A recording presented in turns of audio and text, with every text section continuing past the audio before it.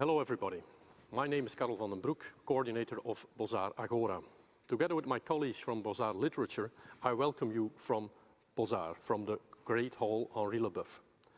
For the second time in 2 years, we celebrate Europe Day without you, without our dear audience.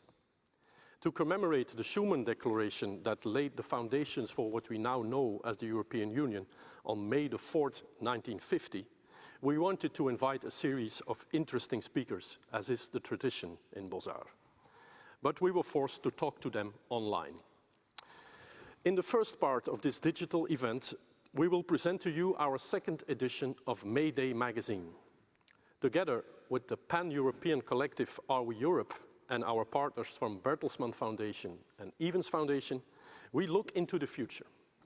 Journalists from all over Europe have tried to answer the question, will the 20s of the 21st century be the new roaring 20s as was the case in the previous one? For the second part of this event, I have talked to Vice President of the European Union, Dubravka Šuica. Together we look forward to the conference on the future of Europe that was kicked off today, May the 9th, in Strasbourg in France. I also talked to Luuk van Middelaar. He's a Dutch historian and a political philosopher, and he knows everything about the geopolitical situation of today, and especially the role that Europe can still play or not in the world. In the third part, we will cross the Atlantic Ocean and discuss the transatlantic relations between the US and the EU, especially after the election of Joe Biden in the White House. Journalist and columnist for the New York Times, Thomas Friedman, shared his insights with me, and you will be surprised to hear him sing at the end of the interview. In the fourth part of the program, you will meet the 3 winners of the European Prize for Literature: the German writer Matthias Naurat, Lana Bastasic from Bosnia, and Irene Solá from Spain. And they will discuss the possible literary connection between countries of origin and the European identity.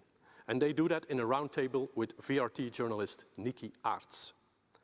And then, last but not least, the cherry on the cake, RTBF journalist Safia Kessas has a lengthy conversation with Franco-Lebanese author Amin Maalouf on his latest book, Adrift: How Our World Lost Its Way, and it's an ominous title.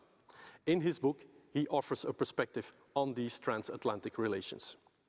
You can watch all these interviews when you want, as often as you want, and in the order you want. They are all in English, except for the conversation with Amin Maalouf that is conducted in French. Enjoy Europe Day, and don't forget to order a copy of May Day magazine. You will find all information on the Agora page of www.bozar.be. Thank you, and have a nice Europe Day.